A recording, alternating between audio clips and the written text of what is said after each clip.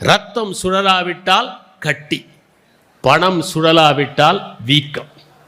எனவே ஒருவருடைய கையிலிருந்து இன்னொருவர் கைக்கு மாறுகிற போதுதான் அதற்கு மதிப்பு உண்டாகிறது, பெட்டியிலே பூட்டி வைப்பதால் அல்ல. கஞ்சர்கள் எதற்கும் செலவு செய்யாமல் பணத்தை சேகரித்து வைப்பார்கள். சேமிப்பு வேறு, சேகரித்து வேறு. சேமிப்பு எதிர்காலத்திற்கு, சேகரிப்பு நிகழ்காலத்தையும் சுரண்டி கொள்வது. இரண்டுக்குமான வித்தியாசம் அதுதான். அப்படி அந்த கஞ்சர்கள் சேகரித்து வைக்கிறார்களே, அந்த பணத்தால் என்ன பயன்? அவர்கள் அந்த பணத்தை எண்களாகத்தான் கண்களில் பார்ப்பார்களே ஒழிய கத்தை நோட்டுகளாக கைகளில் பார்க்க மாட்டார்கள்.